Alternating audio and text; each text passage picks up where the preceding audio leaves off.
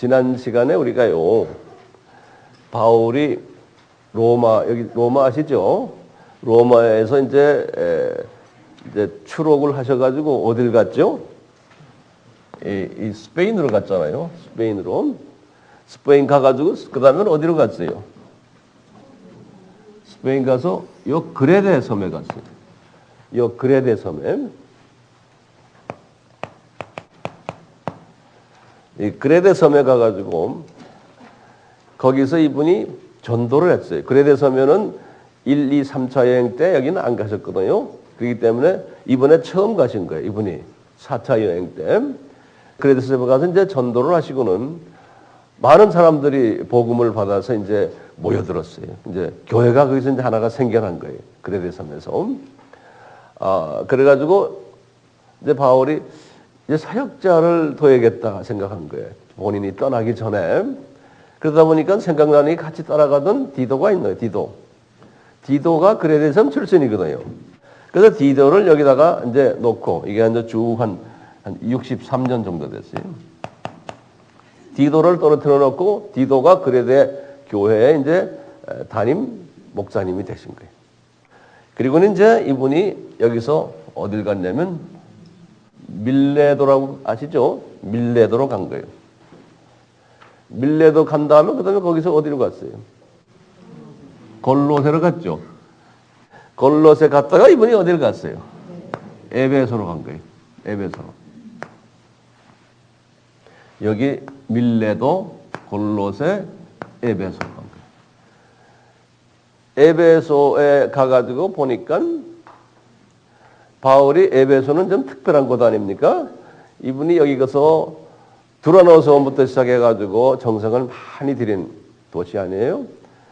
두라노서원이 언제부터 언제였던가요?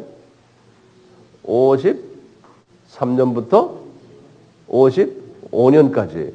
그렇죠? 지금 이분이 여기에 도착한 게 63년에 도착한 거예요, 지금. 그러니까 10년 전 이야기예요. 가서 보니까 이제 이분이 정도 들었고 또 이분이 로마에 계셨을 때 에베소서까지도 써서 보낸 교회 아니에요. 그렇죠? 그러니까 이 에베소 요 도시는 그분이 두라노 서원에 있을 때 2년 또 그 타파만 3년 계셨거든요.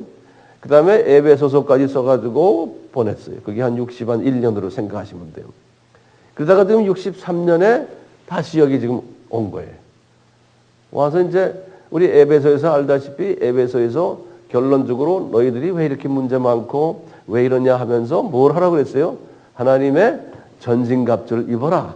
이게 이제 결론적인 말씀으로 던진 거거든요. 에베소서가요.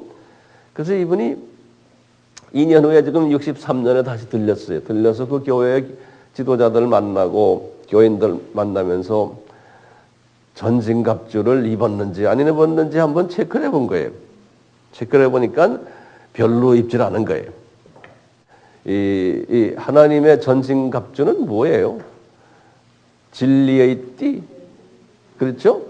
그의 의의 흉배, 이 진리의 띠나 그 다음에 이 헬멧, 구원의 헬멧이나 이런 것들은 다 우리 삼위 하나님의 정체성이거든요. 다시 말하면 이 수직계명이에요. 수직계명. 그렇죠? 이 수직계명, 소위 말하면 삼위일체와 기독론과 예수님에 관한 이 공부를 철저하게 해야 되는데 별로 안 한 거예요. 그리고 수평계명이라는 것은 의의 흉배, 인격, 성화 이쪽도 별로 안 한 거예요. 가서 보니까. 그 다음에 이제 발로 뛰는 신발이라고 그러죠. 신발은 뭐예요? 이제 전도하는 거예요. 전도. 화평에 이제 나가서 전도하는 일이에요. 이것도 별로 하지 않는 거예요. 전도 선교도 별로 하지 않은 거예요. 이 교회가. 그러니까 이 하나님의 전신갑주를 입지를 않은 것을 이렇게 보게 된 거예요. 이제 에베소에 가서요. 보게 되니까 이 사람도 이러다가 나중에 이 교회가 변질되겠구나. 이렇게 정성을 들였는데 이게 문제가 생기겠구나. 이렇게 생각하고는 가장 자기가 신임하고 자기가 사랑하는 디모데를 이제 시켜가지고 디모데야, 너 여기에 머물러라. 이 교회에. 그래서 이제 디모데가 서구를 별로 좋아하지 않았던 것 같아요. 왜냐하면 그 안에 교인들을 들여다보니까 하에 그냥 우리말로 말하면 밥맛 없는 사람들이 잔뜩 있는 거예요. 골치 아픈 사람들이. 그렇게 성서 공부 많이 하고 그렇게 바울이 정성을 들였는데, 그렇지만 바울이 명령을 내리니까 할 수 없이 내하고 순종하고는 디모데가 저기에 이제 머물러 가지고 소위 담임 목사님 되신 거예요. 디모데가 주후 한 63년경에 지금 담임 목사가 되셔가지고 디모데만 남겨놓고는 이제 바울 일행은 또 떠나는 거예요. 어딜 갔어요? 여기 드로아로 갔죠? 우리 다 기억나죠? 영어로는 트로아스 그래요. 드로아에 들렸다가 바울이 뭘 놓고 갔죠? 여기 들려서 가죽책하고 겉옷하고 놓고서 이분이 드로아에서 어딜 갔어요? 빌립보로 간 거예요. 빌립보에서 약 한 2년 가까이 계셨던 것 같아요. 이분이 63, 64 이렇게 될 것 같아요. 자, 이렇게 가서 이제 빌립보에 계셨는데요. 디모데는 뭐 했겠어요? 여기서 이제 에베소에 남아가지고 전신갑주를 입었는지 안 입었는지는 이제 구체적으로 점검하기 시작하는 거예요. 이 교회가요. 교회 지도자들이 에베소서를 쓴 그 내용을 한번 점검하는 거예요. 바울이 에베소서 썼잖아요. 제대로 이걸 순종하는지 안 하는지. 그러니까 에베소서에 보면 뭐가 있냐면 전신갑주를 입었으면은 지도자들이 하나가 돼야 되는 거예요. 에베소서의 문제가 지도자들이 하나가 되질 않았어요. 그래서 에베소서 그 4장 11절에 보면 지도자들 5가지의 지도자들 이름이 나오잖아요. 사도라고 하는 사람들 또는 선지자라고 하는 사람들 그 안에요. 복음 전한다고 하는 사람들 전도자들이에요. 또 목사라는 사람들, 교사라는 사람들 이런 지도자 그룹들이 그 안에 있는데 하나가 되질 않아가지고 항상 싸움질하는 거예요. 그래서 교회를 이렇게 제대로 세우지를 못했었어요. 이런 문제가 있고요. 그 다음에 이제 전체 교인들이 가지고 있었던 문제가 뭐였냐면 항상 옛사람의 모습을 그대로 가지고 있는 거예요. 성품들이 예수 믿기 전에 성품들을 그대로 가지고 있는 거예요. 그래서 바울이 옛사람의 구습의 옷을 버리고 새 사람으로 옷을 입으라는 말이 4장 에베소서 22절부터 24절에 나오거든요. 그래서 이제 이런 좀 변화가 있나 없나를 디모데가 체킹해 본 거예요. 점검해 보니까 별 그 변화가 없는 거예요. 네. 이제 이분이 보니까 그리고는 에베소에서 또 부탁드린 게 뭐냐면 가정 문제들이 좀 복잡했거든요. 그래서 이것도 좀 점검해 본 거예요. 그러니까 가정 문제들도 별로 변한 게 없는 거예요. 이런 그 문제를 디모데가 보고는 이걸 내가 좀 해결하려는데 디모데가 이걸 해결을 하질 못하는 거예요. 거기다가 또 무슨 문제가 있었냐면요. 자기가 디모데가 이제 가보니까 이 안에 또 소위 잘못된 신학을 가르치는 선생님들이 그 안에 꽤 있는 거예요. 그래서 이제 디모데전서 1장 이제 나오는 이야기예요. 1장 이제 4절부터 뭐냐면 다른 교훈이라고 그랬어요. 그것을 또 영어로는 false teaching이라고 그러면 거짓된 교훈이라는 소리나 마찬가지예요. 우리 이렇게 한국말로는 다른 교훈이라고 그랬는데요.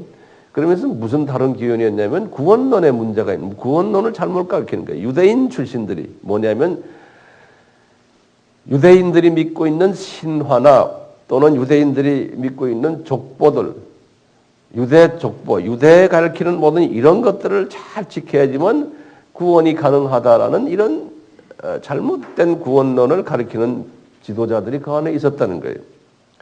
그래서 이제 디모데가 그걸 보고는 자기 실력으로는 이걸 고칠 수가 없는 거예요. 네. 그래서 이분이 그것 때문에 고민하는 거예요. 그래가지고 이분이 목회자가 돼가지고 거기서부터 매일 새벽 기도하고 우리식으로 말하면요, 이 문제 해결하려고요, 주님께 눈물로 간구도 하고, 아무리 해도요, 이게 뭐 기미가 없는 게, 문제 해결될 기미가 없는 게, 디모데 입장에서 딱 보니까요, 왜 이게 그러냐면요, 우선 그 이유가 몇 가지가 있어요. 먼저 이 지도자들이, 에베소 교회 지도자들이 목이 곧은 거예요. 왜냐하면 우리 교회는 그래도 전통 있는 교회다. 에베소 하면은 그 소아시아 지역에서는 최고 도시고, 거기에 아테미 성전이 있는 아주 세계적인 도시고, 바울이 적어도 3년을 우리와 같이 있으면서 이 교회를 세웠던, 이게 저희 말하면 역사와 전통을 자랑하는 교회예요. 거기에 또 신학교까지도, 기독교 역사에서 처음 신학교가 여기에 있었고, 그러니까 이 사람들이 보이지 않는 교만기가 잔뜩 있는 사람들. 이런 그 교만기가 있는 데에서 디모데가 와서 담임 목사라고 그러니까 피 웃는 거예요. 왜? 저놈이 매일 바울 선생님 가방 들고 뒤만 따라다니던 놈이 이제 와서 우리한테 담임 목사라고 저러니 말이요. 이게 그분들이 소화를 못하는 거예요. 그래서 바울이 디모데전서에서 그랬어요. 4장 12절 그랬어요.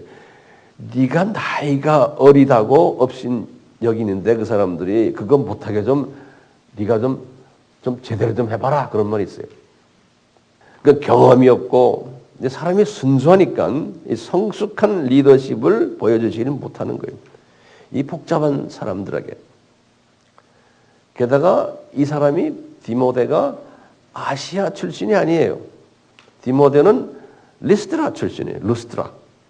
루스트라는 갈라디아 지방 그쪽이거든요. 남갈라디아 쪽에. 출신이 다르니까 또 문화적 차이가 있고, 이런 모든 것들이 있으니까 이 디모데의 목회가 소위 먹어 들어가지가 않는 거예요. 그 교회에서.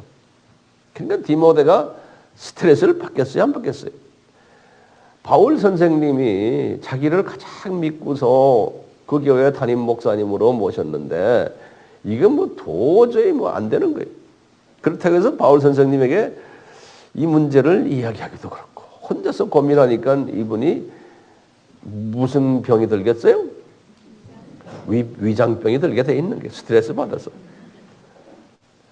자, 이러다가 이분이 도저히 안 되겠으니까요, 이제는 나한테 내시려고 하니까 도저히 안 된다. 나를 파송한 우리 바울 선생님께 내가 이 문제 보고 드려야 되겠다, 이렇게 생각한 거예요. 그래서 이제 보고를 서면으로 아마 해가지고 인편으로 저 빌립보로 보낸 거예요. 지금 이분이 어디 계세요? 요 에베소에 계세요. 여기 좀 바울이 여기 계세요. 인편으로 목회 보고서를 보낸 거예요. 바울에게요.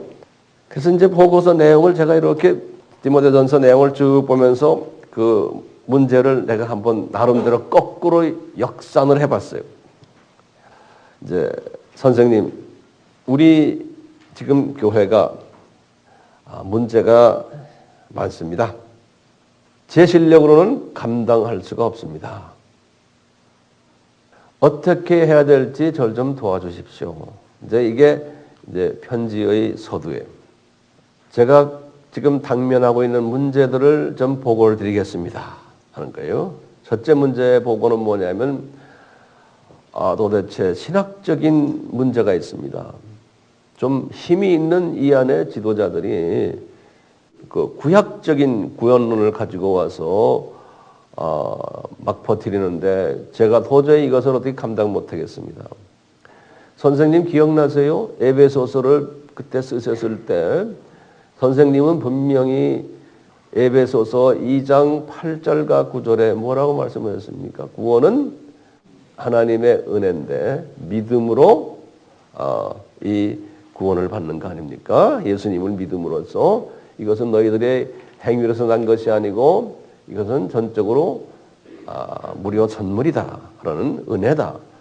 이렇게 해서 저도 배웠는데요. 이 사람들은 지금 선생님이 가르친 거는 딴전에 놓고 실력 있는 저희 말하는 선생급이라는 이런 사람들이 이 구원론을 지금 잘못 가르치고 있습니다. 근데 이건 제가 이걸 감당을 못 하겠습니다는 거예요. 이제 이런 보고를 먼저 드린 거예요. 그 다음에 이제 나머지 보고들은 감독들에 대한 보고예요. 감독들이라 그러면 비숍이라고 그래서요. 또는 엘더라 그러기도 하고요. 근데 그 교회는 지금 감독 수준에 있는 그룹이 5그룹이 있었거든요. 아까 봤잖아요. 에베소서 4장 11절에 사도니, 선지자니, 전도자니, 목사니, 교사니. 이게 다 이제 달라요. 우리는 목사 하면은 다 이거 한다고 생각하지만 성서에는 목사는 그 패스토라고 그래서요. 목양하는 일만 하는 게 목사예요. 근데 이제 우리 개념은 그렇게 목사가 팔방미인처럼 생각하는데 성서에는 그렇지가 않아요. 자, 이런 그룹의 지도자들이 그분들의 그 모습을 제가 보고 드리겠습니다. 그러는 거예요. 첫째는 뭐냐면 이분들 중에 많은 분들이 사람들에게서 존경을 받지 못하고 손가락질 받는 사람들이 꽤 있습니다. 이걸 보고라는 거예요. 또 두 번째는 어떤 분은 부인이 몇 사람 있습니다. 그러는 거예요. 또 세 번째로 다는 아니지만 이 중에 절제하지 못하고 근신하지 못하는 인격자들이 있습니다. 이 안에. 또 네 번째로는요. 소위 나그네들을 냉대한다는 거예요. 다시 말하면 타 지방에서 온 사람들 또는 뭐 세교인이나 자기처럼 이렇게 타 족속들 이런 사람들을 냉대하고 대접하지 않는다는 거예요. 굉장히 마음이 이렇게 좁아 있는 사람들이에요. 그 다음에 5번째는요. 이분들 이렇게 보니까요. 가르치는 은사도 없다는 거예요. 6번째로 또 어떤 문제가 있냐면 이분들이 술을 즐기는 사람들이 있다는 거예요. 술을 즐기는 사람들. 7번째로 또 이 중에 보면 구타하는 자들도 있다는 거예요. 사실 폭력을 휘두르는 사람도 교회 지도자들 사이에서. 8번째로는 관용도 없고 다투기를 좋아한다는 거예요. 9번째로는 돈을 굉장히 사랑한다는 거예요. 특히 돈 좀 있는 사람들이. 그래서 헌금도 짜투리도 안 내고 11조도 안 내고 그런데 가만히 보니까 자기 가족을 위해서는 아주 그냥 돈을 막 쓰더라는 거예요. 이 소위 지도자라는 사람들이. 그게 이제 또 10번째는 뭐냐. 그 집안을 보니까 가족들, 자기 집을 다스리는 일에 부족하다는 거예요. 집안에 문제가 많다는 거예요. 이 지도자들이.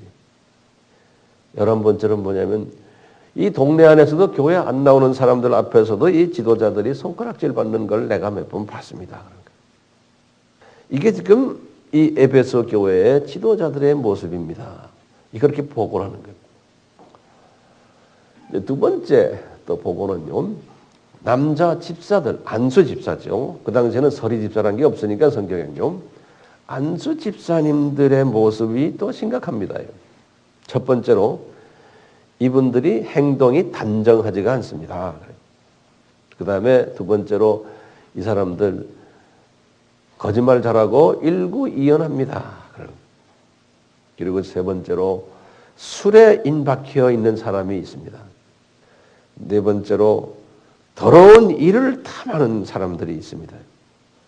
5번째로 양심이 깨끗이 않은 사람들이 있습니다. 6번째로 믿음의 비밀을 모르는 사람들이 있습니다. 또 이제 여자 집사님들이에요. 우리 같으면 이제 권사님들이에요. 권사님들의 문제점도 이게 만만치 않습니다. 단정하지가 않습니다. 첫째. 다시 말하면 단정하다는 모데스티, 그래서 좀 이렇게 좀 온화하고 사람이 좀 이렇게 부침성이 있고 이런 게 없다는 거예요. 두 번째는 뭐냐면 이 여자들이 남을 깎아내리는 일에 참소, 입만 열면은 남을 깎아내리고 입이 아주 더럽습니다. 이런 말을 하고요. 세 번째는 절제하지 않습니다. 네 번째로 충성하지도 않습니다. 다섯 번째로 남편이 여럿 있는 여자도 있습니다. 여섯 번째로 가정 잘 다스리지 않는 여자들도 있습니다. 일곱 번째로 돈 좀 있는 여자들 중에서 사치하는 여자들이 있습니다.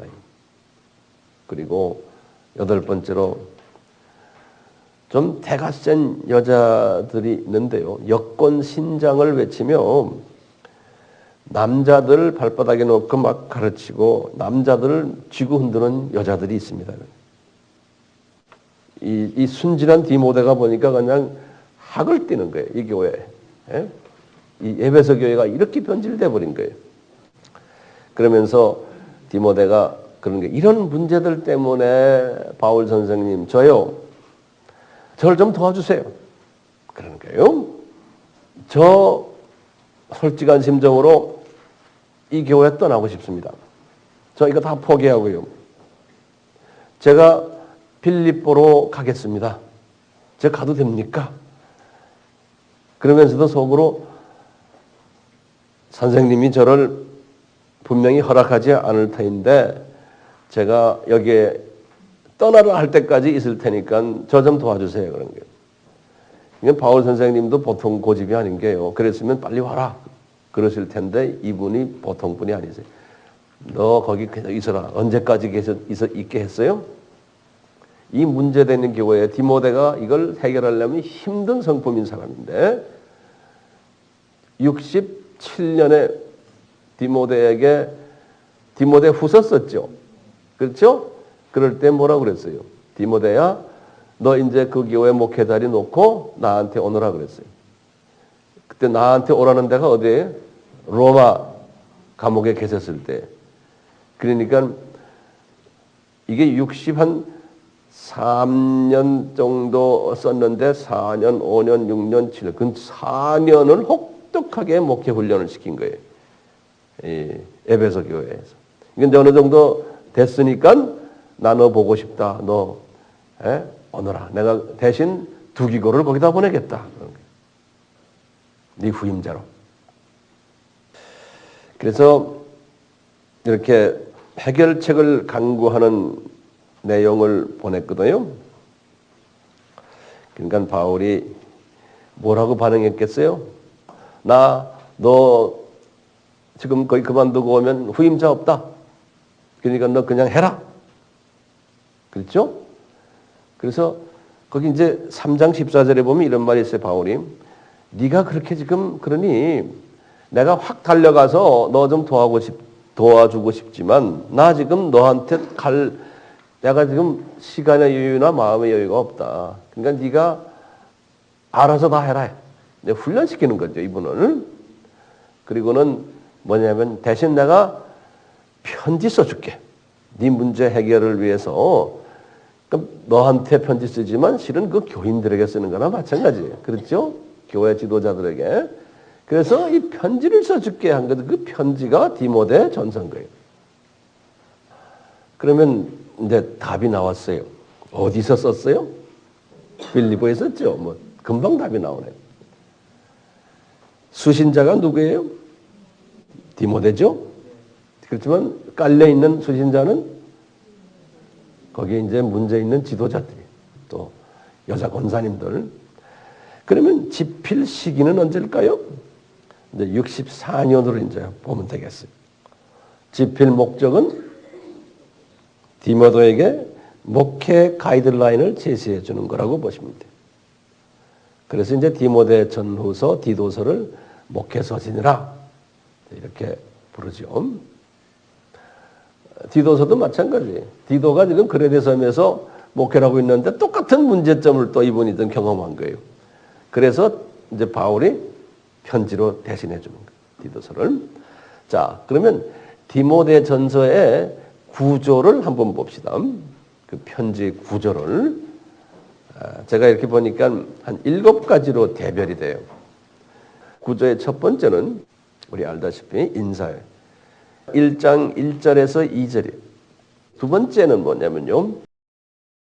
1장 3절에서 11절인데요. 디모데를 에베소에 머물게 한 이유를 설명하는 거예요. 이제 1장 3절에서 11절이에요.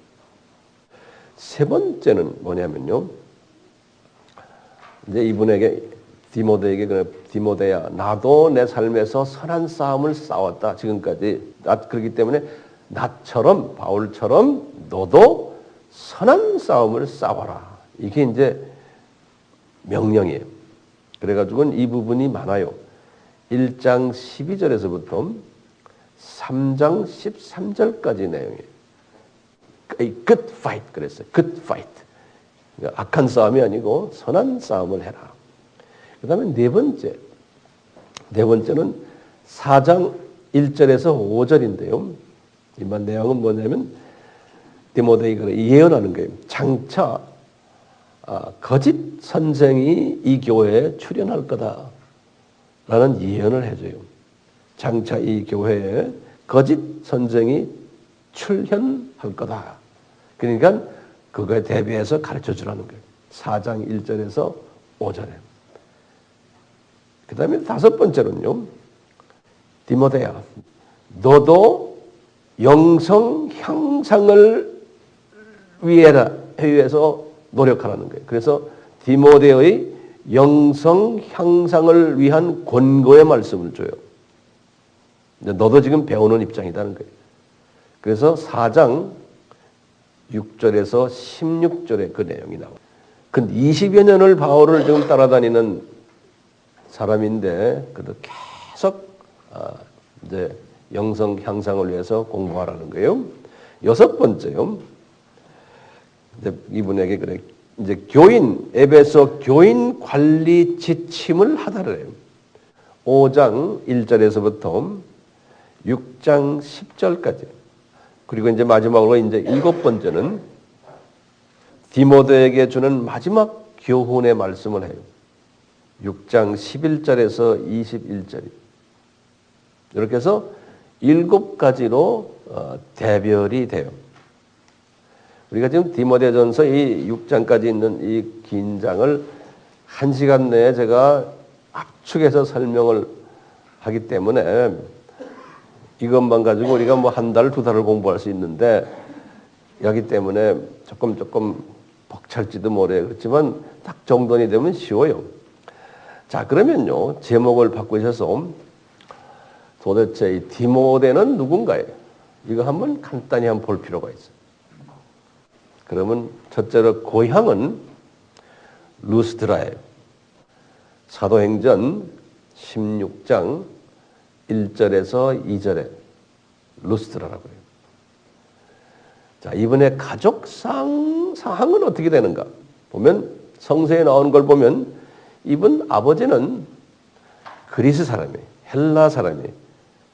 사도행전 16장 1절에. 근데 이분의 어머니는 유대인인데 예수 믿는 유대인이에요. 사도행전 16장 1절에.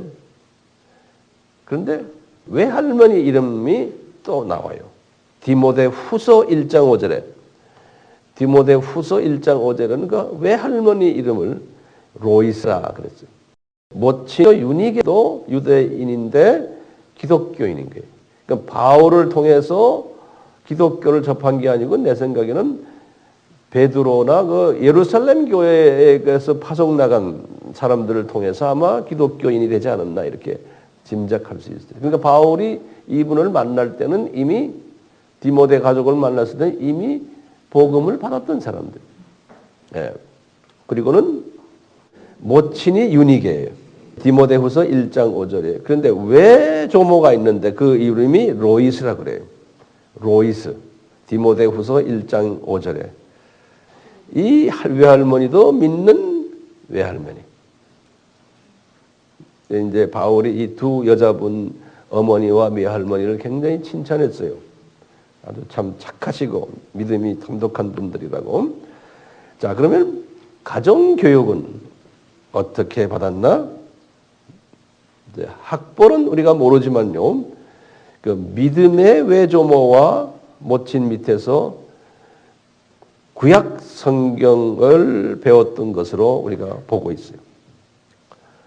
디모데후서 1장 5절과 3장 15절에 이런 표현이 나와요. 언제 이분들이 기독교인이 되었을까 하면 언제라고 생각하면 돼요? 바울과 만나기 전에 바울이 1차 선교 여행 때 요 루스드라까지 갔어요. 여기 마지막 종착역이에요. 바울이 거기 가가지고 이 가정을 만난 거예요. 그 바울이 딱 보니까 그 가정이 괜찮고 디모데도 괜찮은 청년이구나 이렇게 알고는 아마 복음을 전해서 헌신시켰던 것 같아요. 바울이. 그리고는 그냥 거기다 두고 이제 다시 이제 안디옥으로 돌아왔거든요. 바울이 돌아와서 2차 선교여행 나갈 때 2년 후에 제일 먼저 방문한 곳이 이 루스드라예요. 바울이. 그래서 디모데를 차출했어요. 자기의 오른팔로. 2차 때. 그러니까 주후 50년이죠. 2차가 50년에서 52년 아니에요? 1차는 언제 46년에서 48년이니까 내 생각에는 48년 때 만났던 것 같아요. 1차 끝날 때쯤 돼서. 사도행전 14장 8절에서 18절에 보면 그런 이야기들이 쭉 나와요. 사도행전 16장 1절에서 3절에는 2차 여행을 시작할 때 그 이분 가정에 방문했다는 이야기예요. 사도행전 16장 1절에서 3절이에요. 그래서 이제 바울이 자기의 그 스텝으로 만들어가지고 그 다음에 그 길로 할례를 시켰어요. 사도행전 16장 3절에 그 말이 나와요. 왜냐하면 부친이 헬라 사람이기 때문에 할례 시키지 않으면은 나중에 또 유대인들이 좀 말이 많을까 봐 그랬어요. 이때부터 2차 여행 때 이렇게 차출이 돼가지고 시작돼. 그때부터 3차 여행도 따라다니고 3차 여행 끝날 때 예루살렘 가이사라까지 또 1차 지금 로마 12대 가택 연금까지도 다 디모데가 따라다녔어요. 그걸 어떻게 하느냐? 제가 성경 구절을 드릴게요. 빌립보서 1장 1절에 골로새서 1장 1절에 빌레몬서 1장 1절에 보면은 바울이 이분들에게 편지를 쓸 때, 옥중서전 쓸 때 꼭 디모데의 이름을 거기다 꼭 같이 집어넣어줬어요. 그러니까 디모데가 그때 같이 있었던 것을 우리가 알 수 있어요. 자, 4차 여행할 때도 지금 바울과 동행하는 모습이 지금 나타나요. 그러니까 스페인 갈 때도 같이 갔고, 그레데 갈 때도 같이 갔고, 지금 이 지도에 나오는 것들이에요. 밀레도 갔을 때도 같이, 골로새도 같이 갔고, 에베소까지 같이 갔다가 거기다가 떨어뜨려 놓은 거예요. 그리고 이제 에베소 교회 담임 목사님 되신 거예요. 근데 신기한 게 성경에 보면요. 히브리서 13장 23절을 보면은 이 디모데가 에베소에 있을 때 잠깐 감옥에 들어갔다가 추록한 것 같은 기사가 있어요. 이것이 에베소라고는 이야기 안 하지만 왜냐하면 이거 잘 들으세요. 히브리서가 언제 썼냐면 주 64년에 썼거든요. 히브리서가요. 그래서 히브리서가 64년에 썼으니까 63년에 디모데에게 일어난 일을 볼 때는 그때 디모데가 에베소에 있었거든요. 그러니까 에베소에서 목회하시다가 잠깐 아마 동네 파출소에 들어갔다 나오신 모양이에요. 예? 자, 히브리서의 저자에 대해 잠깐 말씀드릴게요. 히브리서의 저자가 누구냐 할 때 제일 먼저 바울로 보는 분이 대세예요. 바울이다. 그러니까 주후 약 한 400년부터 1600년까지, 종교교회까지예요. 약 한 1200년 동안은 이 바울이 히브리서의 기자라고 정설로 되어 있었어요. 정설로. 근데 이제 그 히브리서에 나오는 그 표현들이 바울이 평소에 안 쓰던 표현들이 거기 좀 있어요. 그러니까 그것 때문에 이제 초기 교부 중에 한 사람이 터툴리안이라고도 발음하고요. 터툴리안이라는 사람이 있는데 이 사람이 그 단어들 몇 개가 바울이 안 쓰는 단어 때문에 뭐라고 그랬냐면 바나바가 쓴 거 아닌가 이렇게 이제 추측을 하고는 그렇게도 가르쳤어요. 그런데 바울이다라고 하는 게 이제 정설로 이제 됐는데 그 후에 또 문제가 생겨요. 종교개혁 후에. 종교개혁 후에 그 마르틴 루터라는 사람 알죠? 이 사람이 신학적인 측면에서 보면 가끔 좀 엉뚱한 이야기하는 부분이 있어요. 이분이 뭐라고 그러냐면 히브리서는 아폴로가 썼다 그런 거예요. 우리 아폴로 알죠? 네? 그러니까 이게 혼돈스럽게 된 거예요. 그래서 히브리서를 가지고 바울이 안 썼다라고 하는 사람도 있는데 우리 AMI 우리 식구들은 누구라고 하는 게 좋겠어요? 바울로 합시다.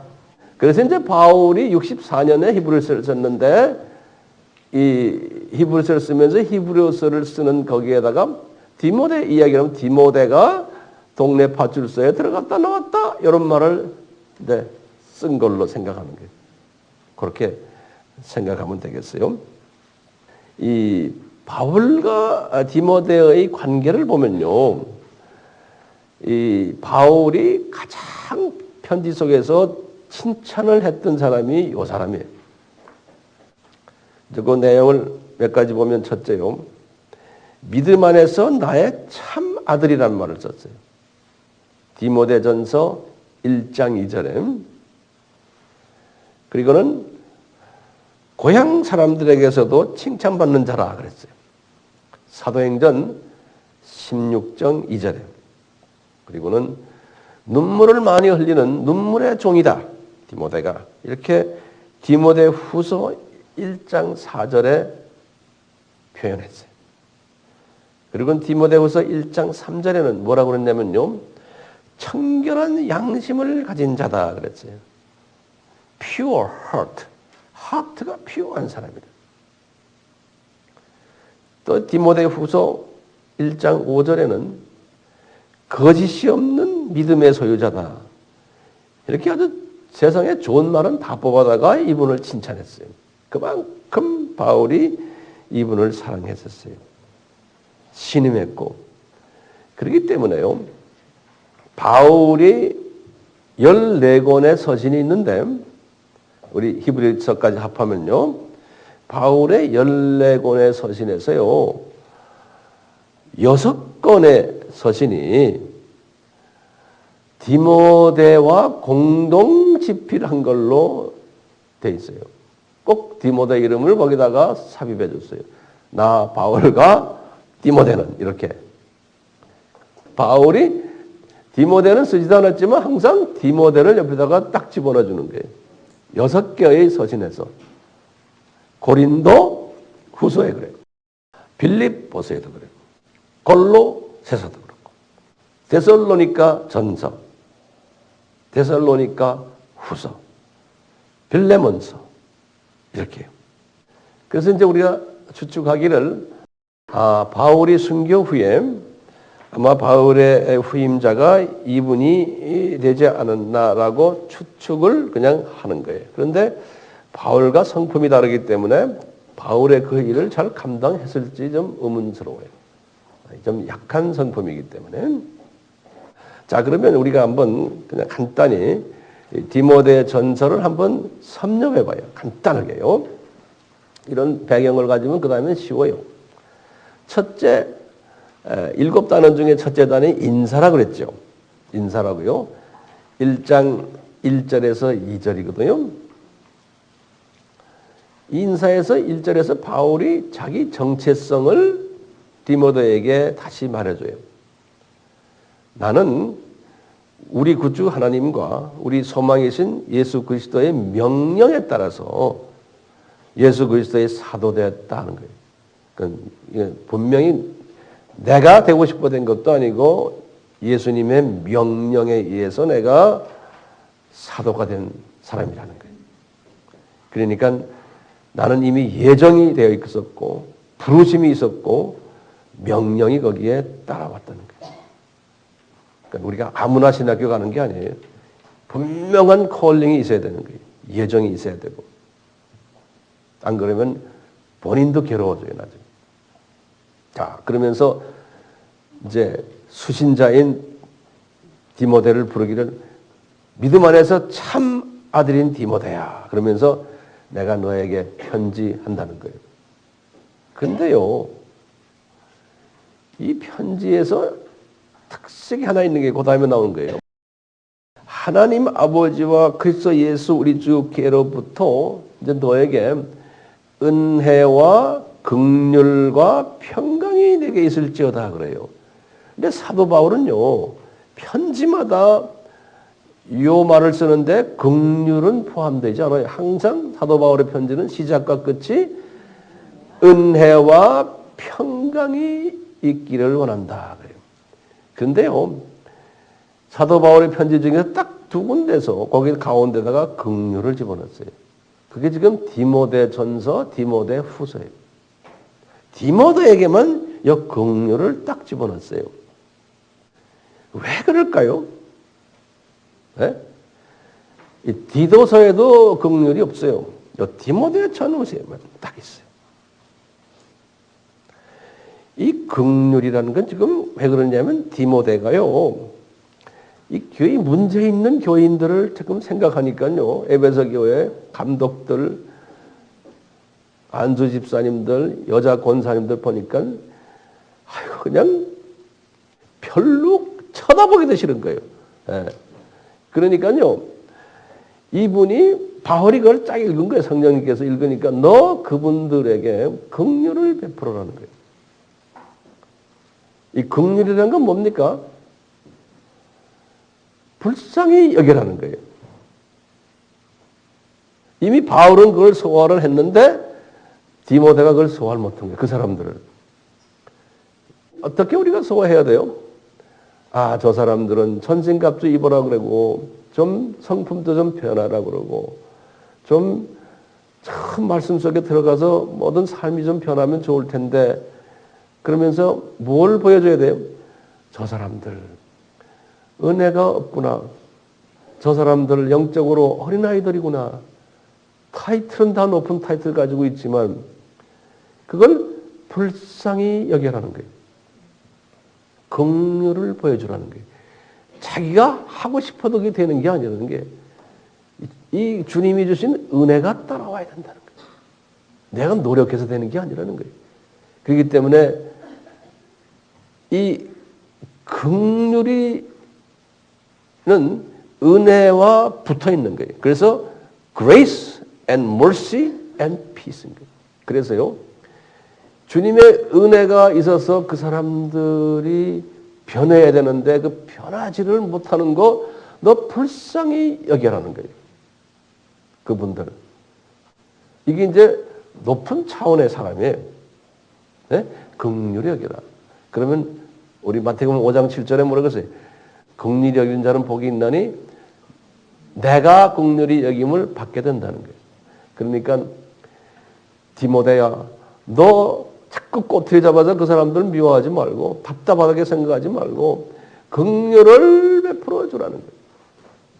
저 사람들 몰라서 그래. 은혜가 없어서 그래. 불쌍히 여겨주라는 거예요.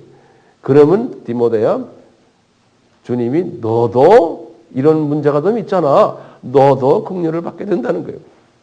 그러니까 이 긍휼을 주고 자기가 체험한 사람은 그 다음에는 따라오는 게 뭐예요? 평강인 거예요. 그 주님을 섬기는 사람은 평강이 있어야 됩니다.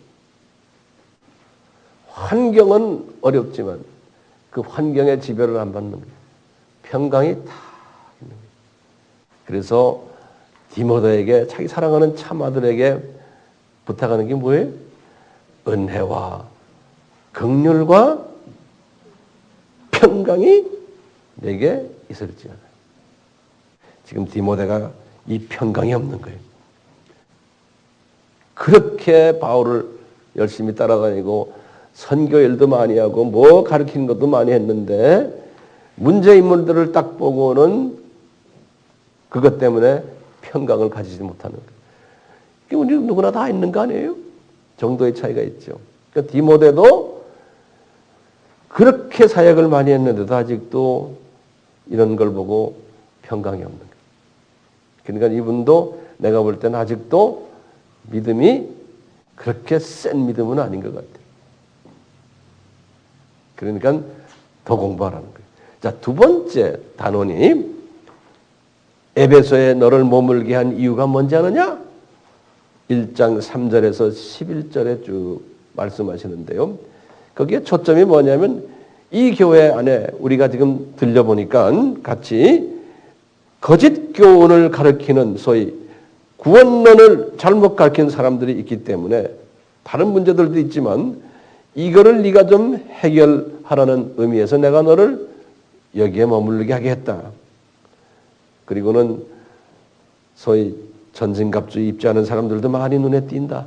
너 이분들 목회 좀 해봐라. 그러니까 에베소 교회 교인들을 도와주는 측면도 있지만 디모데를 목회 훈련시키기 위한 그 뒤에 깔려 있는 목적도 분명히 있음이 보여요. 그 유대인들이 신화, 족보, 율법 이런 걸 가지고 그거 지켜야지만 구원이 있다라고 가르친 거예요. 세 번째 항목이에요. 이제 1장 12절에서부터 3장 13절까지 좀 긴 내용들이, 긴 내용들이 뭐냐면 디모데야 나처럼 바울처럼 선한 싸움을 싸워라. 이게 이제 제목이에요. 그러면서 바울이 먼저 자신을 회고를 해요. 1장 12절에서 17절에 보면요. 디모데야 너 나 알지? 나 과거에는 복음의 회방자였다.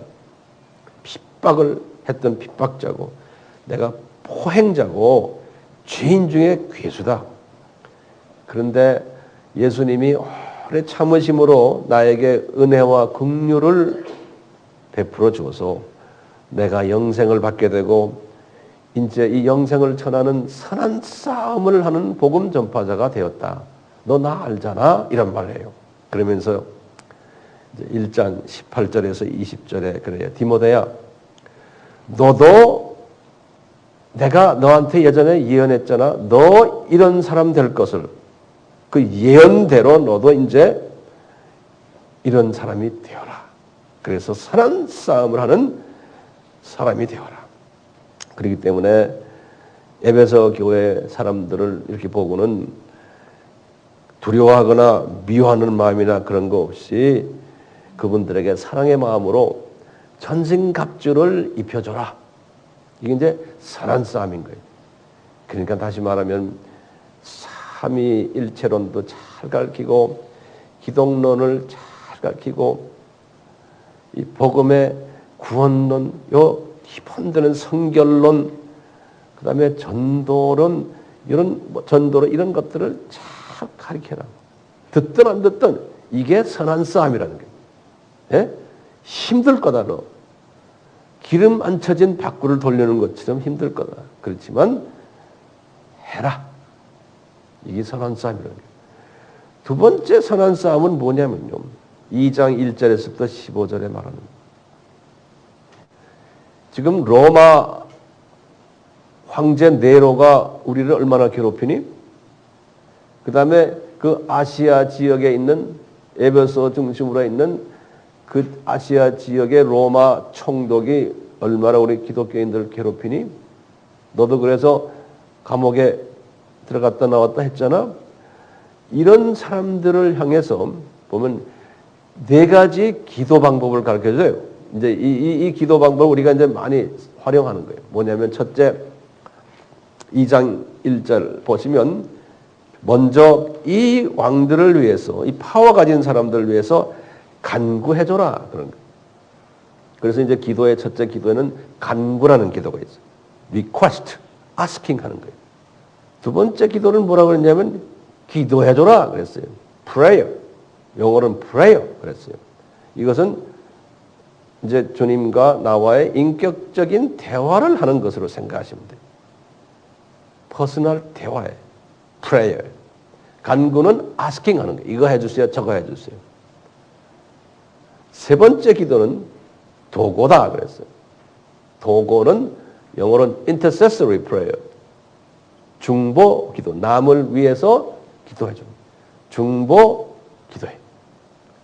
그 다음에 네 번째는 감사 기도. thanksgiving. 이 네 가지 기도 종류를 바울이 디모데에게 하면서 이 네 가지를 종합해 가지고 이 파워 있는 임금들, 총독들을 위해서 기도해 주라는 거예요. 이제 나중에 디도서에도 이제 이 비슷한 이야기 나오는데요. 우리 로마서 13장 1절에서 7절에 바울이 분명히 그랬잖아요. 자기네가 이 식민지 사회에 살고 있지만, 로마 식민지 있지만, 하나님은 모든 이 권력은 하나님이 정하신 거라는 거예요. 그 네로 왕이 이렇게 나쁜 짓 우리에게 하지만 대항하지 말아라는 거예요. 그래서 권세를 거스리는 자는 하나님의 명을 거스리는 자라는 거예요. 이렇게 이제 그 반정부 운동을 하지 말아라는 거예요. 하나님이 다 필요해서 바로 왕 같은 나쁜 왕도 만들어 놓고 네로 왕도 만들어 놓고 모택동도 만들어 놓고 스탈린도 만들어 놓고 다 하셨다는 거예요. 그러니까 이것도 선한 싸움 중에 하는 거예요. 이거 잘 안 되잖아요. 디모데 입장에서도 잘 안 되거든요. 이것도 교인들에게 가르치라는 거예요. 이게 이제 선한 싸움이에요. 그 다음에 또 선한 싸움이 뭐냐면요. 2장 8절에 그랬어요. 남자들 중에서 분노와 다툼이 있다는 거예요. 이 교회 남자들 중에서. 이거 하지 못하게 좀 가르치라는 거예요. 이것도 선한 싸움. 말 안 듣거든요. 젊은 목사님이 말해서 잘 듣습니까? 잘 하라는 거예요. 그 다음에 또 무슨 선한 싸움이 있냐면요. 2장 9절에서도 15절에 보면요. 여자들 중에 돈 좀 있는 여자가요. 여자들이 사치하고 그리고는 좀 콧대가 센 여자들이 좀 안다고 남자들을 가르치려고 그러고 남자들을 그냥 자기 손에 집어넣고 깜짝대는 여자들이 그때도 있었고 오늘날도 있죠. 우리 교회는 없지만요. 이런 사람들을 잘 가르치는 것도 선한 싸움이라는 거예요. 이 리더의 입장에서 보면 이건 선한 싸움이에요. 힘들어요. 그리고는 가장 큰 선한 싸움이 뭔지 아세요? 이제 3장 1절에서부터 13절이에요. 장로, 감독 되는 조건들 있죠? 기억나세요? 그 다음에 집사 되는 조건이 있죠? 그 다음에 뭐예요? 여자 권사 되는 조건들. 그거 보면 그 사람들 갖다 대면 다 싫어하는 이야기들이에요. 다 싫어하는 이야기들. 이거는 싫지만 이야기해 주라는 거예요. 그 조건들은 제가 아까 디모데가 문제가 있다는 그 문제의 내용들이에요. 거기에 대한 해답들이에요. 감독들 보니까는 존경받지 못한 감독은 존경받아야 된다. 이렇게 말해주라는 거예요. 감독이 되려면은 부인 여러 명 갖고 있으면 안 된다. 이거 말해주라는 게 선한 싸움이에요. 예? 감독이 되려면은 절제하고 근신해야 된다. 나은 애들 잘 대접해야 된다. 가르치는 은사가 있어야 된다. 술 즐기면 안 된다. 구타하면 안 된다. 관용해야 된다. 돈 사랑하면 안 된다. 자기 집 잘 다스려야 된다. 바깥에 안 믿는 사람들 사이에서도 존경받아야 된다. 이게 다 감독으로서의 조건인데 이거 잔소리 하기가 쉬워요? 이게 다 선한 싸움이에요. 잘 이야기해서 이 사람도 이렇게 되도록 하라는 거예요. 남자 집사들도 일곤이연하지 않게 해주고 그 조건들 있잖아요. 여자들도 그냥 참소하고 그런 거 못하게 좀 하고 이런 거 다 뭐예요? 전부 다가 이게 뭐라는 거예요? 선한 싸움이라는 거예요. 선한 싸움. 이런 선한 싸움을 하라는 거예요. 네 번째, 이제 뭐냐면 4장 1절에서부터 5절이에요. 장차 거짓 선생이 출현할 것을 예언하는 거예요. 이제 에베소 교회가 이렇게 말씀으로 서 있지 않기 때문에 뭐 거짓 악령들이 덤벼든다는 거예요. 그래서 귀신의 가르침에 따라서 이제 엉뚱한 이야기들을 할 터인데 특히 독신주의를 이야기할 거라는 거예요. 그리고는 금욕주의를 가르칠 거라는 거예요. 이런 거 보면 굉장히 거룩해 보이는데 그것은 미혹의 영, 귀신의 영이 가르치라는 거예요. 그렇기 때문에 이런 것들에 대해서 나타날 터인데 미리 예언적으로 내가 너한테 말하니까 교인들에게 말해주라는 거예요. 또 뭐냐면 망령된 신화 같은 이야기도 하고 허탄한 신화 이야기를 한 거라는 거예요. 이런 게 다 복음이라고. 그러니까 이런 것들은 네가 미리 말해주는 이렇게 하는 사람들을 4장 2절에 그랬어요. 양심의 화인을 맞은 자들이라는 거예요. 또는 외식하는 거짓말쟁이들이라는 거예요. 그러니까 이런 것도 미리 다 이야기를 해주라는 거예요. 이게 다 선한 싸움인 거예요. 사람들이 가장 듣기 싫어하는 걸 이야기해 줘야 되니까요. 이런 것을 해주라는 거예요. 그리고 다섯 번째로 디모데의 영성 향상을 위한 권고의 말씀을 해요. 4장 6절에서 16절의 말씀이에요. 디모데에게 그러는 거예요. 디모데야, 너 목회자지만 항상 말씀에 또 좋은 교훈을 받아가지고 그걸로 해서 양육을 받으라는 거예요. 그러니까 말씀 공부를 열심히 하는 거예요. 이것은 뭐예요? 하나님의 전신갑주예요. 여기에 집착하라는 거예요. 그거 하면은 너에게 긍휼이 생긴다는 거예요. 그러면서 이분이 그랬어요. 육체의 연단은 약간의 유익이 있으나 경건의 연단은 금생과 내생에 유익하다 그랬어요. 그러니까 이게 경건의 연단 연습을 하라는 거예요. 그리고는 말과 행실과 사랑과 믿음과 정절에 있어 믿는 자에게 본이 되라. 그러면서 이분이 그래. 내가 언젠가는 너한테 갈 테니까 실제로 내 생각에는 안 가신 것 같은데 그렇게 갈 거라고 말해놓으니까 이게 이분도 좀 겁이 나죠. 선생님이 와서 체크할까 봐. 바울이 이렇게 말했어요. 내가 올 때까지 너한테 너 할 일이 있다. 열심히 말씀을 읽는 거와 그 다음에 그 읽고서 배운 것을 이웃 교인들에게 권하는 것과 가르치는 것에 전념하라 그랬어요. 그러니까 우리 목사는 스스로가 말씀으로 차 있어야 되고 그것을 열심히 권면하고 그리고 가르치라는 거예요. 이걸 배워라 하고 권면한 다음에 그 다음에 가르치라는 거예요. 그러니까 우리 목사는 영적 리더는 가르치는 것을 잘해야 돼요. 이게 가장 중요한 그 은사 중에 하나예요. 자, 그러면서 이제 여섯 번째로 뭐냐면 교인 관리를 어떻게 하라는 지침을 하다래요. 이분에게 5장 1절에서부터 6장 10절까지 여기 보면 참 자세하게 바울이 말해줘요. 제가 그냥 그분 바울이 말한 거를 그냥 간단하게 섭렵만 해드릴게요. 그런 거예요. 디모데야, 늙은이를 보면은 아버지 대하듯 하라는 거예요. 그리고는 젊은이들에게는 형제 대하듯 하라는 거예요. 또는 늙은 여자들을 보면 누구 대하듯 해요? 어머니 대하듯 하라는 거예요. 젊은 여자를 보면 어떻게 해요? 자매 대하듯 하라는 거예요. 그리고는 참 과부라고 그랬어요. 그러니까 가짜 과부도 있는 모양이에요.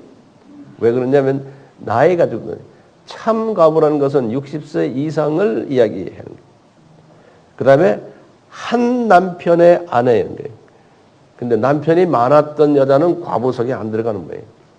그래서 한 남자를 모시고 있었던 여자면서 60세 이상. 그 과부를 참 과부인데 리얼 위도라고 그랬어요. 그 과부를 존대하라는 거예요. 그리고는 이 가족들이 이분에게 효도하도록 가르치라는 거예요. 그건 목회자가 쉽지가 않죠. 그건 이 젊은 디모데가 이걸 다 하려니 얼마나 스트레스를 받았겠어요. 그 복잡한 사람들에게. 그 다음에 이분이 그랬어요. 디모데야, 니네 지금 너희 그 교회에 잘 가르치는 장로들이 있다. 티칭을 잘하는 지도자 장로급들이 있다. 그 사람들 배나 존경하라는 거예요. 여기 이 성서에서 이 배나 존경하라는 말을 이때 딱 써요. 뭐라고 또 썼냐면 거다 한 마리 더 중에 말씀과 가르침에 수고하는 이들에게는 더욱 그렇다는 거예요. 그 다음에 뭐라고 그랬냐면요. 장로에 대한 고발은 그 안에서 서로가 장로, 저장로하고 막 고발하는 일이 있었던 모양이에요. 서로가 안에서요. 그러니까 꼭 두세 증인이 없으면은 너는 그 고발 받지 말아라는 거예요. 증인이 꼭 있어야 된다는 거예요. 그리고 교회 안에서 범죄한 자들은 꾸짖되 편견 없이 공평하게 다루라는 거예요. 그럼 바울이 이런 리더십이 강해요. 아주 민주적인 부분이 있어요. 이 말 하시면서 거기다 토를 단 게 뭐냐면 너 스트레스 많이 받아서 지금 위가 안 좋지? 물만 마시지 말고 내 위장관 자주 나는 병을 위해서 포도주를 조금씩 쓰라 그런 거예요. 5장 23절에. 그러니까 한 잔 말아야 두 잔. 조금 오르는 사람은 빨리 끝내셔야 돼요. 이거 갖고 오르면 안 돼요. 근데 요새 의사들은 윗병 있는 사람은 이런 거 먹으면 안 좋다 그러던데. 근데 바울은 왜 이렇게 윗병 있는 사람에게 이런 걸 먹어라? 네. 자, 그 다음에 뭐냐면요. 교인들이 말씀과 경건 훈련하지 않으면 교만해진다는 거예요. 다시 말하면 이 말씀에 의거해서 우리의 그 생각을 주관해야지. 안 그러면 교만이라는 거는 자기 세상 지식이나 경험을 가지고서 고집 부린다는 거예요. 그래가지고 교회 안에서 뭐가 있냐면은 6장 3절에서 5절에 써 있어요. 변론하고 언쟁하고 투기하고 분쟁하고 비방을 하는 사람들이 된다는 거예요. 그렇기 때문에 교회가 말씀에 서 있지 않으면서요, 똑똑한 사람들이 많아가지고 지 상식을 이야기하고 뭐 지식으로 이야기하고 이런 사람이 있으면 그 교회는 이미 복잡한 교회가 되고 나중에 사탄의 이제 손에 들어가게 됩니다. 교회가 문제가 생기고 나중에 갈라지게 되고 싸움 나고 많은 사람들이 그것 때문에 실족하게 되고 그래요.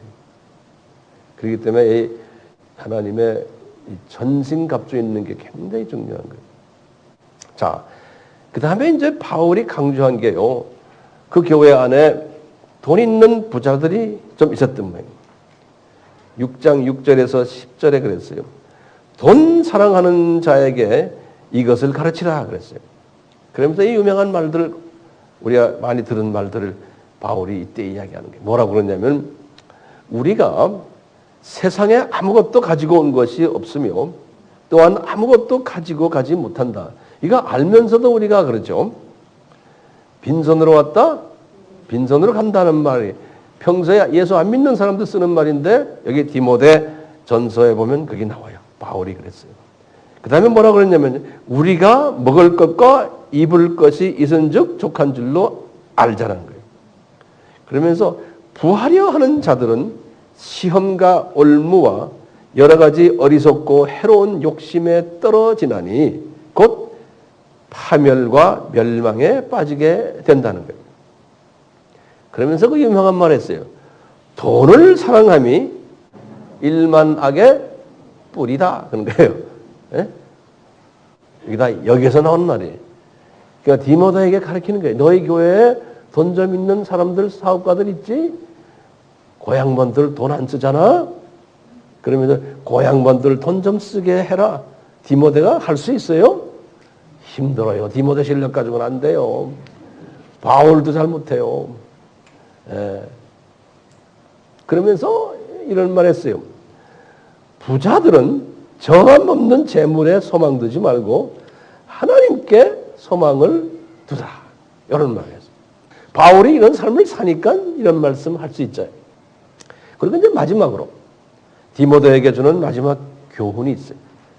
6장 11절에서 21절이에요. 이제 개인적인 아주 특별한 교훈을 마지막에 말씀하세요. 디모데야, 너는 에베소 교인들처럼 되지 말고 의와 경건과 6장 11절을 제가 읽습니다. 지금 믿음과 사랑과 인내와 온유를 쫓으며 12절에 믿음의 선한 싸움을 싸우라. 14절에 예수님이 나타나실 때까지 점도 없고 책망받을 것 없이 이 명령을 지키라. 그러면서 이 6장 17절에서 19절에요. 바울이 디모데에게 또다시 부자들에게 또다시 명하는 이야기가 나와요. 그러니까 이 부자들이 꽤 미우신 모양이에요. 이 교회 부자들이 전혀 헌금도 안 내고 선교 헌금도 안 내고 바울을 도와주질 않았던 모양이에요. 그렇게 정성들였는데, 그러니까 바울이 부자들에게서 갖고 있는 아킬레스건이 있었던 모양이에요. 뭐라 그래요? 6장 17절에서 19절이에요. 마음을 높이지 않게 하고, 이 사람들이 교만하다는 거예요. 돈이 좀 있으니까. 정함이 없는 재물에 소망을 두지 말게 하며 모든 것을 후히 주사 누르게 하시는 하나님께 소망을 두게 하며, 그렇게 가르치라는 거예요. 그리고 이 부자들이 선한 일을 좀 하게 하고 선한 사업도 좀 하게 하고 나눠주기를 좋아하게 하고 불쌍한 사람을 동정하는 그런 마음을 가지게 하라는 거예요. 이런 부자들은 어떤 혜택이 있냐면 장래에 자기를 위하여 좋은 터를 이제 쌓게 되는데, 이분들은 천국에 가면은 참된 생명을 취하는 그런 복을 받게 된다는 거예요. 그래서 바울이 그랬어요. 디모데야, 내가 부탁한 것 꼭 지키라. 그런 거예요.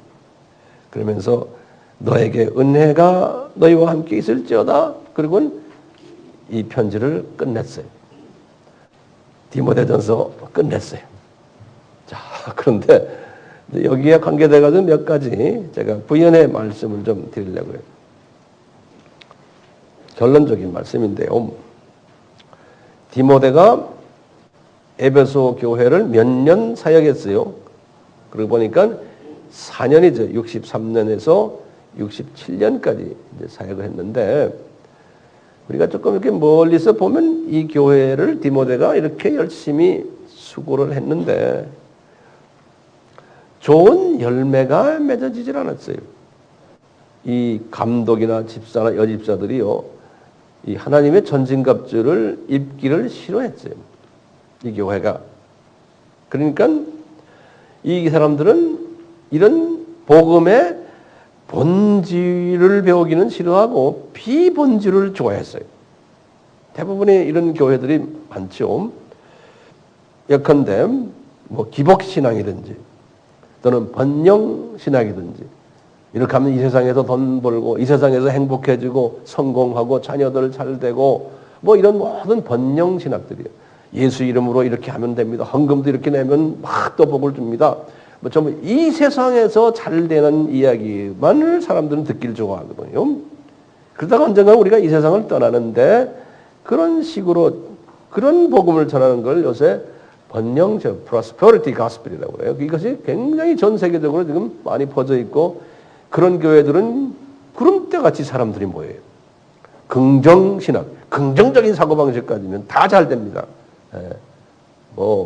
병 났습니다. 많잖아요. 이런 건 다 복음에서의 본질이 아니고 비본질들이에요. 근데 에베소 교회 사람들은 이런 비본질을 좋아했던 것 같아요. 그러다 보니까 이제 앞이 보이는 거예요. 이런 식으로 가다 보면 그 교회는 언젠가는 변질되게 돼 있거든요. 왜? 본질에 충실치 않으면. 그래서 그 교회가 변질된 모습을 우리가 주후 95년에 우리 지난번 봤죠. 주후 95년 아시아의 7교회 우리 요한계시록 2장, 3장이죠. 주후 95년이니까 지금 이 말씀이 지금 주후 63년이고 디모데가 67년까지 계셨으니까 그 후에 또 두기고 가서 목회하고 했지만 이 본질에 충실지 않다 보니까 한 30년 지나가다 보니까 교회는 완전히 변질돼 버린 거예요. 에베소 교회가. 그래서 예수님께서 에베소 교회를 이렇게 질타하시면서 첫사랑을 잊었다 그랬어요. 첫사랑은 수직계명이죠. 수평계명이고 그 다음에 지상사명이에요. 이것을 잊어버렸다. 그래서 촛대를 옮기겠다는 거예요. 그러다가 약 한 431년이죠. 에베소 교회가 에베소 공회를 하는 정치교회로 이제 추락한 모습을 볼 수 있어요. 그리고는 610년에 이슬람이 이제 창설이 됐는데 이슬람 창설하고 한 100년 안에 지금 바울이 개척했던 대부분의 교회들이 다 문 닫아 버렸어요. 이슬람이 다 잡아먹어 버렸어요. 그때도 이제 이 에베소 교회도 다 이제 없어져 버린 거예요.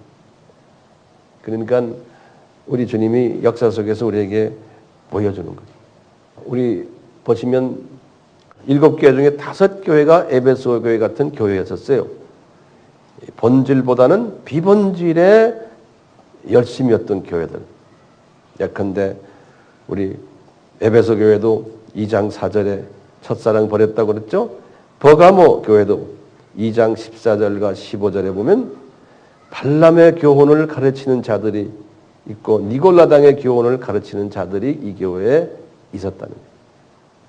그 다음에 이제 두아디라 교회도 2장 20절, 2장 24절에 보면 이세벨을 용납하고 영적 행음케 하고 우상의 제물을 먹게 하고 사탄의 깊은 것을 알지 못하는 영적 어둠의 교회였다는 거예요. 사대 교회는 3장 1절에서 3장 5절까지 봐도 그래요. 살았다는 이름은 가졌으나 죽은 교회고 생명책에 있는 이름이 다 지어진 그러한 교회라는 거예요. 마지막으로 라우디에 교회도 보면 너는 부자처럼 보이나 부족한 것이 없다고 하나 권고하고 가련한 눈먼 교회라는 거예요. 벌거벗은 교회라는 거예요. 3장 17절에서 그래서 미지근한 교회인데 예수님이 문 밖에 계시다는 거예요. 3장 20절에 이렇게 본질에 충실하지 않으면 언젠가는 이 교회들이 다 변질된다는 거예요. 그렇기 때문에 우리가 이것은 성서를 우리가 공부하는 것은 이런 레슨을 보고서 우리는 그러지 말아야지 라는 거죠. 그렇죠? 한 가지 이제 말씀 간단히 드리고 끝내려고 그러는데요. 그 바울이 이 교회의 그 교인들을 이렇게 지침을 내리면서 어떻게 교인들을 다루라 할 때요. 여자들에 대해서 특별히 이분이 좀 심한 말을 하는 것을 우리가 볼 수 있어요. 특히 여자 권사들아 남자를 가르치는 것과 주관하는 것을 허락하지 않는다. 디모데야 그분들 허락하지 말아라는 거예요. 그러면서 뭐라고 그러냐면요. 이유를 딱 댔어요. 바울이요. 아담이 먼저 지음받았고 여자가 먼저 속아 죄에 빠졌기 때문이다. 그런 거예요. 그러니까 아담의 와이프 때문에 여자들을 남자보다 좀 소위 차별을 해야 된다는 이런 식으로 바울이 글을 썼어요. 그러면 여자들은 기분 나쁘죠. 그래서 이제 어떤 분들은 이렇게 말할 수 있어요. 바울이 고린도 전서에도 보면 그래요. 가만히 보니까 그 사람이 난 다 좋은데 이제 우리가 쇼비니스트가 아닌가 그래. 쇼비니스트란 말은 뭐냐면 남성 우월주의자예요. 여자분을 이렇게 밑으로 깔아놓고 제2의 인간으로 보는 그런 사람이 아닌가라고 바울을 비판할 수도 있어요. 또 그런 사람들도 있어요. 자유주의자들이. 근데 이 내용을 보면요. 바울은 그런 사람이 아니었어요. 자, 지금 여기 보시면 아담과 하와 이야기를 하잖아요. 사탄이 왜 아담을 공격하지 않고 하와를 공격했을까요? 그 이유는 뭐냐면요. 예수님께서 아담에게 말씀하신 게 2장 8절서부터 쭉 나오는 말씀이 17절, 18절까지 뭐라고 그랬냐면 이 생명나무의 과실이나 또 다른 나무의 과실들은 다 먹어도 좋다. 그런데 선악을 알게 하는 나무의 과실은 먹으면 죽으리라. 이 말을 누구한테 했어요? 이 말씀은 아담에게 한 거예요. 그렇죠? 아담에게 하고는 그리고 그 말씀 다시 나온 다음에 남자가 혼자 살면 안 되니까 갈비뼈를 뽑아서 여자를 만든 이야기가 나와요. 그러니까 하와가요. 이제 이 세상에 나왔지만 이 말씀을 직접 하와는 들은 분이 아니에요. 그렇죠? 하와는 남편을 통해서 한 번 지나가는 말로 들었을 수도 있어요.